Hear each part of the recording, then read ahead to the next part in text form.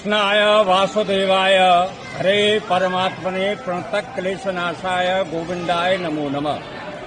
कृष्ण जयंती श्री संप्रदाय में वैष्णव में 4 जयंती प्रधान है।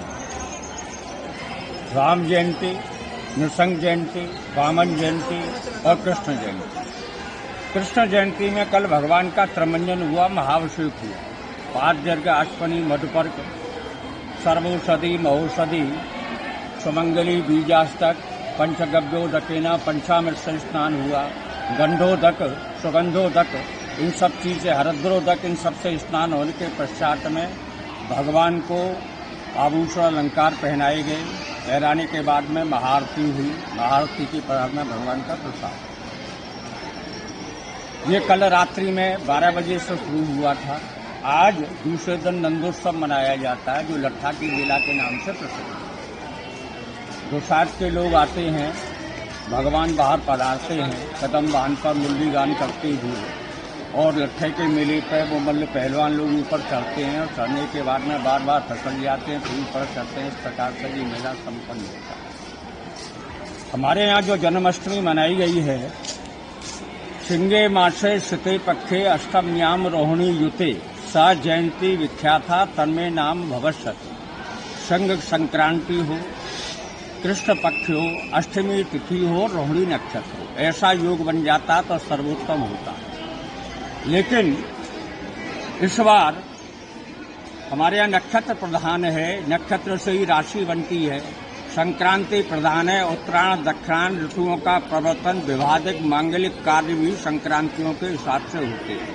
कभी कभी संक्रांति पौष में वृश्चिक की चली जाती है, उसमें विवाह होता है। कुंभ की संक्रांति क्षेत्र में चली जाती है, उसमें विवाह होता है।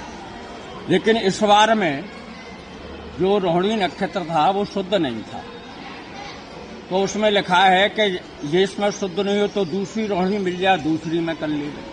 इस रोहिणी में अरुणोदय भेद था। 2 प्रकार के भेद होते हैं, सजाति भेद और विजाति भेद। तिथि से तिथि का भेद, नक्षत्र से नक्षत्र का भेद। दृग्गणित के पंचांग, चंद्रग्रहण के पंचांग जो थे उनमें सब में रोहिणी 56 घड़ी थी। पंच पंच भवेद उषा, षडपंच अरुणोदय, अष्ट पंचात भवेद प्रातः, तत्पश्चात सूर्योदयात भवेद। दंड होता है, दंड को कहते हैं घटी। निम्बार्कियों का 45 घड़ी का होता है। अगर 45 घड़ी एकादशी हो जाए अथवा कोई व्रत हो दूसरे दिन चले जाते हैं। किन्हीं का 50 का है, किन्हीं का 54 का है, किन्हीं का 55 का है।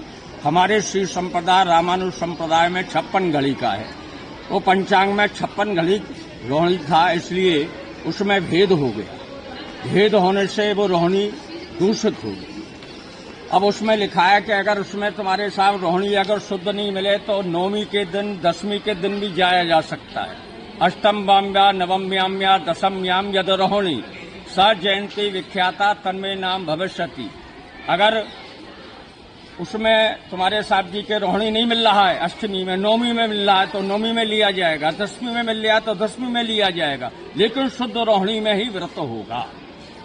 इससे पिछली बार में जो आगे पंचांग में देखा तो रोहिणी नक्षत्र का सप्तमी के दिन था, तो लिखा है तिथि पूर्वगते तारा तारामेव परत्यजेत, और तिथि परगते तारा तारामेव परग्रहेत।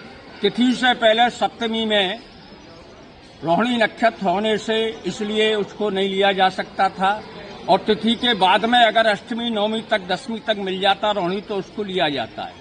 आगे उन्होंने संक्रांति प्रधान है, कला मात्रा पर संकृत्याम, अगर दूसरे में एक कला भी अगर संक्रांति है तो उसमें एका उसको व्रत को किया जा सकता है। तो इसलिए रोहिणी शुद्ध नहीं होने से मिक्स में एकाश को किया गया है। और यहाँ पर इस व्रत को करने के बाद में ये वैष्णवों का मत। हमसे जुड़े रहने के लिए हमारे YouTube चैनल को सब्सक्राइब करें और नई वीडियो की नोटिफिकेशन के लिए बेल आइकॉन को दबाएं। अगर आप ये वीडियो Facebook पर देख रहे हैं तो लाइक जरूर करें और ज्यादा से ज्यादा शेयर करें। धन्यवाद।